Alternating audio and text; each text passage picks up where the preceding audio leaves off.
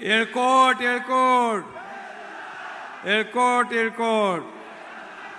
छत्रपती शिवाजी महाराजांचा, छत्रपती शिवाजी महाराज की जय भवानी.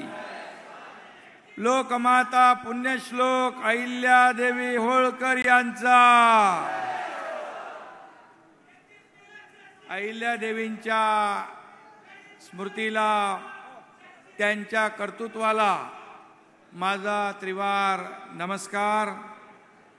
खरं म्हणजे व्यासपीठावरील सर्व मान्यवर, भरपूर मोठं व्यासपीठ आहे आपलं, आणि राधाकृष्ण विखे पाटील असतील, रामदास आठवले, अतुल सावे, संजय बनसोडे, बबनराव पाचपुते, शिरसाट, मोनिकाताई राजळे, अण्णासाहेब डांगे, दत्तात्रय भरणे, सुरेश धस, रामभाऊ शिंदे, आपले स्वागताध्यक्ष, आणि गोपीचंद पडळकर,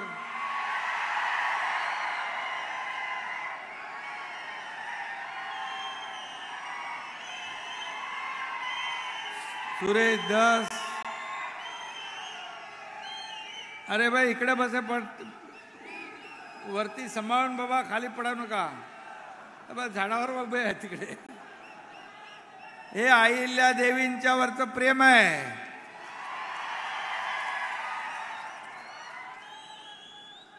आणि सुरेश धस, भरणे, कर्डिले, शिवाजीराव, बाळासाहेब मुरकुटे, भीमराव दोंडे, भाऊसाहेब तांबडे, सुरेश भुमरे, सर्व मान्यवर.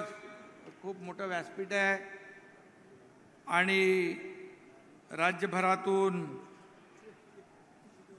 आज अहिल्यादेवींना वंदन करायला, नतमस्तक व्हायला आलेले सर्व अहिल्यादेवींचे भक्त, बांधव, भगिनी आणि पत्रकार मित्रांनो, खरं म्हणजे गेल्या वर्षी आजच्या दिवशी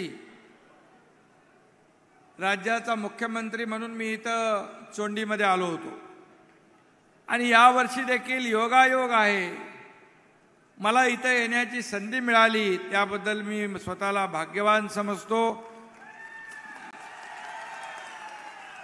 आणि मी आल्यानंतर इथं घोषणा केली होती की अहमदनगरचं अहिल्यादेवी नगर करणार म्हणून, आणि जे बोलतो तेच करतो. आणि एकदा शब्द दिला आहे, वचनाला जागणारं सरकार आहे आपलं, शब्द पाळणारं सरकार आहे. आणि म्हणून मला अभिमान आहे की गेल्या अनेक वर्ष औरंगाबादचं नाव आणि अहमदनगरचं नाव, धाराशिवचं, आपल्या उस्मानाबादचं नाव, संभाजीनगर, छत्रपती संभाजीनगर, तिकडचं धाराशिव, आणि हे पुण्यश्लोक अहिल्यादेवी नगर हे करण्याचं भाग्य आम्हाला मिळालं. आणि म्हणून यासाठी रामभाऊ आणि गोपीचंद भाऊ, आपल्याला सरकार पलटावं लागलं, पण सरकार पलटवून टाकलं आणि अहिल्यादेवी नगर आपण केलं. कारण हे सरकार सर्वसामान्यांचं सरकार आहे, सर्वसामान्यांना न्याय देणारं आहे. शेतकरी, कष्टकरी, कामगार, माता भगिनी, युवा, ज्येष्ठ, सगळ्यांनाच. आणि म्हणून याचं समाधान आहे आणि अभिमान देखील आहे. आज आपण, मी पाहिलं, मी मागे म्हणजे आता निवडणुकीच्या काळात या देशाचे प्रधानमंत्री मोदी साहेबांचा उमेदवारी अर्ज भरायला वाराणसीला गेलो होतो, आणि घाटावर गेल्यानंतर पाहिलं की तिथं देखील पुण्यश्लोक अहिल्यादेवींचा मोठा पुतळा पाहायला मिळाला.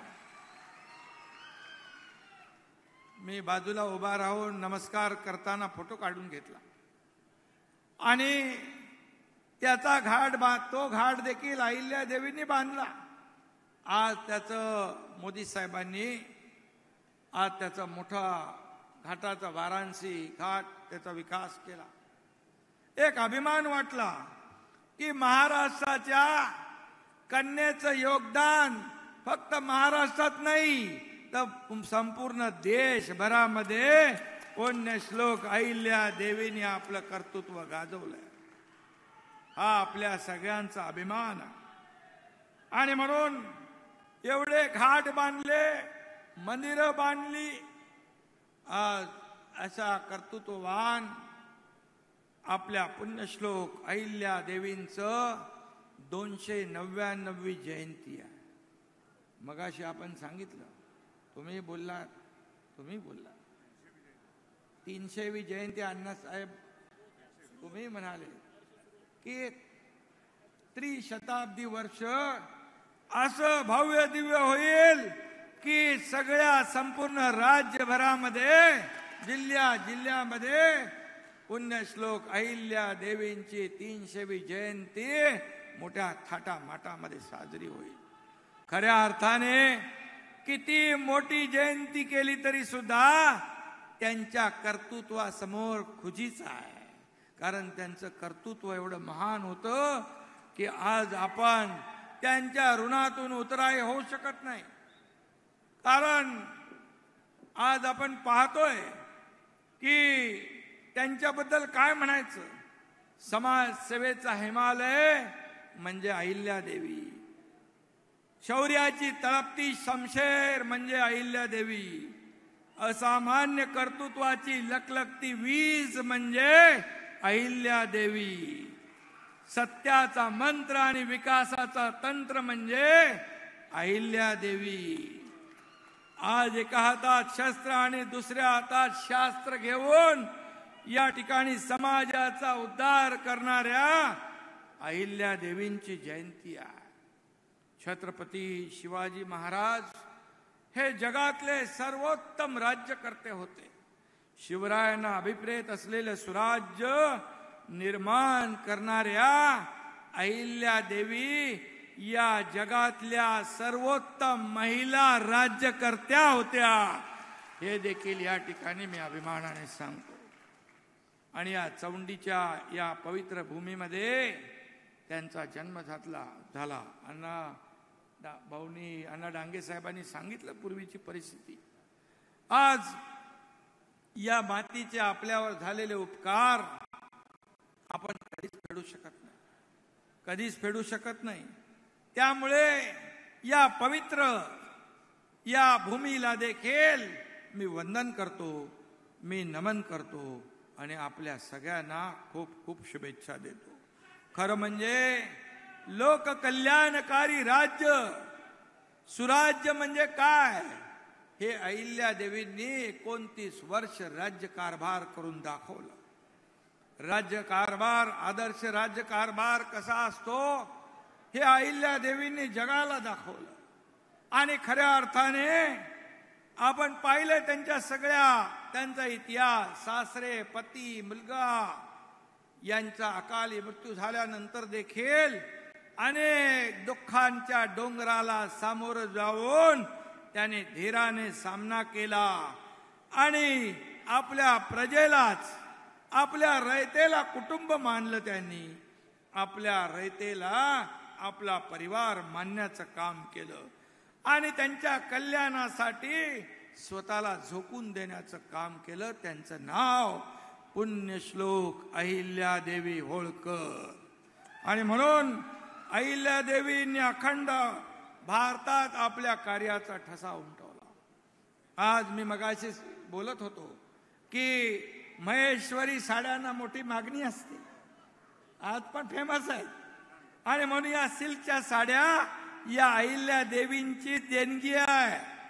जेव्हा अनेक राज्यात दुष्काळ पडायचा तेव्हा अहिल्यादेवींच्या राज्यातली जनता सिल्कच्या साड्या तयार करून आनंदाने जीवन व्यतीत करत होते. ही दूरदृष्टी, ही प्रजेच्या बद्दल असलेली जी काही प्रेम, दूरदृष्टी, रोजगार निर्माण करण्याचं जे काय विजन होतं ते त्या काळात पाहिलं. रस्ते, महारस्ते बांधण्यासाठी, पर्यटनाला चालना देण्यासाठी त्या काळी अहिल्यादेवींनी खूप प्रयत्न केले. मगाशी कोणी सांगितलं विहिरी बांधल्या, गोपीचंद तुम्ही सांगितलं विहिरींच्या बद्दल. विहिरी, तलाव, कुंड, घाट बांधले, रस्ते, पूल निर्माण केले, उद्योग धंद्यांना, त्याच्या विकासाला प्राधान्य देण्याचं काम पुण्यश्लोक अहिल्यादेवींनी केलं. आणि एकदम कठोर अशा वासराचा रथाखाली मृत्यू झाला. म्हणून निष्पक्ष आणि न्यायप्रिय राजमाता मुलालाही मृत्यूदंड द्यायला निघाल्या. अशी माता, असा राज्यकर्ता कधी पाहिला नाही, आपण कधी पाहिला नाही. आणि म्हणून अनेक त्यांच्या जीवनातल्या गोष्टी आहेत, अनेक प्रसंग आहेत. आणि म्हणून आपल्याला मी एवढंच सांगेन की त्यांनी सोमनाथ, बद्रीनाथ, काशी विश्वनाथ मंदिरांचा जीर्णोद्धार केला. राम मंदिराचा जीर्णोद्धार आता मोदी साहेबांनी केला, तो त्यावेळेस त्यांनी केला. आणि म्हणून विकासासोबत आपली विरासत ही देखील त्यांनी जपली. कारण आपली परंपरा, आपली संस्कृती जोपासण्याचं काम देखील त्यांनी केलं. परंपरांचा आंधळेपणा त्यांनी कधी स्वीकारला नाही. आणि म्हणून त्यांनी एकच धर्म पाळला, आणि तो म्हणजे मानवता धर्म. मनुष्य सेवा हीच ईश्वर सेवा समजली. अशा या थोर आज पुण्यश्लोक अहिल्या देवींची आज जयंती आहे.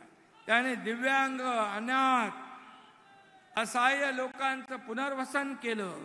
गोर गरिबांसाठी अन्न छत्र चालवली, धर्मशाळा बांधल्या, प्रजेवर जास्त कराचा बोजा न लादता राज्याचा कोश समृद्ध केला. आणि म्हणून पिकांचं नुकसान झाल्यास, जसं आपण आता देतो, पिकांचं नुकसान झालं की नुकसान भरपाई, सारा माफी देण्याचं काम अहिल्या देवींच्या काळात होतं. ते धोरण त्यांनी स्वीकारलं. एक ना अनेक कामं, विधायक कामं त्यांनी केली. आणि म्हणूनच संपूर्ण भारतात त्यांनी हे काम केलं. त्या खऱ्या अर्थाने लोकमाता आणि राष्ट्रमाता झाल्या. हा आपल्या सगळ्यांसाठी अभिमानाची बाब आहे. आणि म्हणून आपल्याला अहिल्या देवींचं तेजस्वी रूप आणि कर्तृत्वाचा ठसा जोपासायचा, चिरंतन आपल्याला स्मरणात ठेवायचा, त्यांचा आदर्श डोळ्यासमोर ठेवून आपण काम करायचं. त्यामुळेच अहमदनगर जिल्ह्याचं नाव बदलून ते अहिल्या देवी नगर करण्याचा निर्णय देखील आपण त्याचमुळे घेतला. आणि म्हणून पुण्यश्लोक मगाशी मी म्हटलं त्याप्रमाणे 300वी जी जयंती होईल ती भव्य दिव्य जगाला हेवा वाटावा अशीच होईल. त्याबद्दल काळजी करू नका. कारण अहिल्या देवींचा वारसा जपणार हे सरकार आहे. छत्रपती शिवाजी महाराजांचा आदर्श डोळ्यासमोर ठेवून काम करणार हे सरकार आहे. आणि म्हणून हे सरकार ओटात एक नाही, जे आहे ते मोकळ्या मनाने आपण सांगतो आणि मोकळ्या मनाने जे आहे ते स्वीकारतो.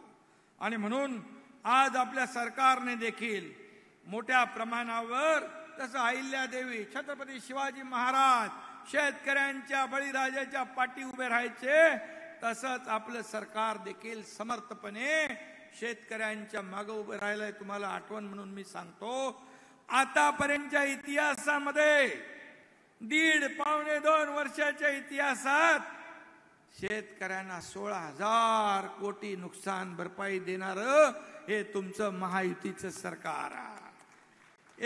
45,000 कोटींच्या योजना देणार हे महायुतीचं सरकार आहे. 1 रुपयामध्ये पीक विमा देणारं सरकार हे तुमचं महायुतीचं सरकार आहे. महिलांना सक्षमीकरण करणारं सरकार, लेक लाडकी लखपती योजना देणारं आपलं सरकार, एसटी मध्ये 50% सवलत देणारं महिलांना हे आपलं सरकार आहे. शेतकरी, कष्टकरी, कामगार, मुलींना, ज्येष्ठ अशा समाजातील सगळ्या घटकांना सोबत घेऊन पुढे जाणार आहे आपलं सरकार. अहिल्या देवींच्या विचारावर आमची नितांत श्रद्धा आहे आणि या विचारांवरच, या आदर्शावर आपला सरकारचा कारभार सुरू आहे. आपलं नागपूरला अधिवेशन जेव्हा होतं, त्या अधिवेशनामध्ये काही निर्णय आपण घेतले. धनगर बांधवांसाठी त्यांच्या मेंढ्या, शेळ्या मेंढ्या वन क्षेत्रामध्ये चराईसाठी जात, त्यांना मनाई करत होते. आता करत नाहीत ना, आता करणार नाही मनाई. एकनाथ शिंदेचा शब्द आहे आणि मनाई केली, मला सांगा, आम्ही बरोबर करतो त्यांना. आणि त्या अधिकाऱ्यांना, वन अधिकाऱ्यांना मग आपण आहे बरोबर. आणि त्याचबरोबर आपल्या राज्य सरकारने केलेल्या योजना प्रभावीपणे राबवण्यासाठी एक टास्क फोर्सची आपण नेमणूक केलेली आहे. 10,000 कोटीची आवश्यकता आणि कुठेही पैसे कमी पडू देणार नाही, हा सरकारचा शब्द आहे.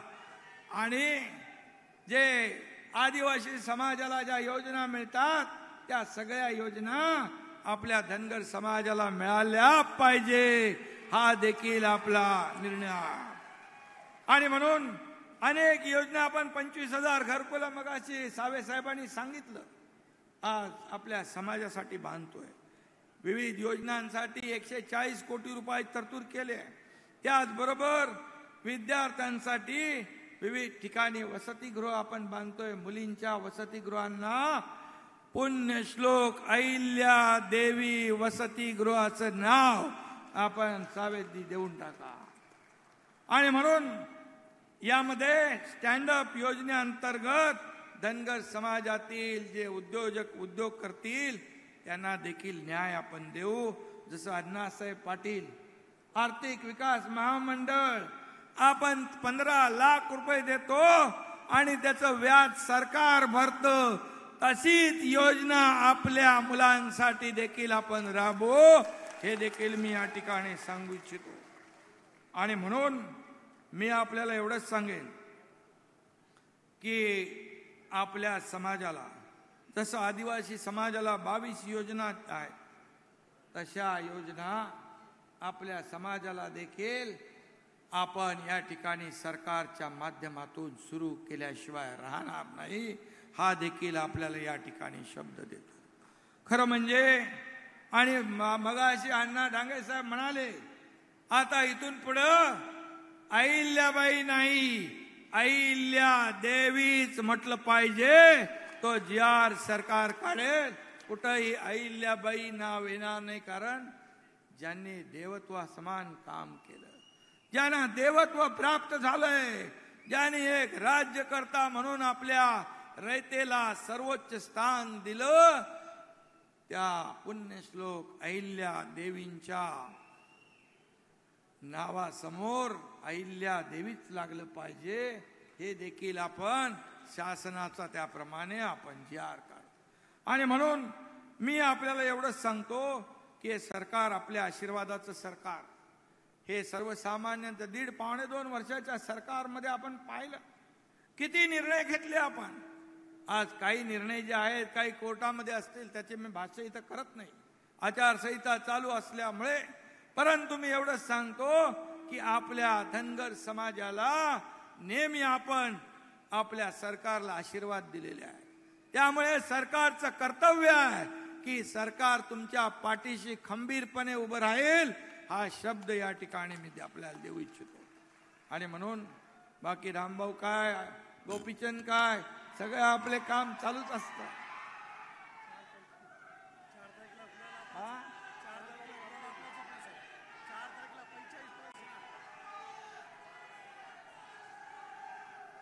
आणि कोणी किती काही म्हटलं तरी सुद्धा तुमच्या सगळ्यांच्या आशीर्वादाने 4 तारीख आपली चांगलीच जाईल.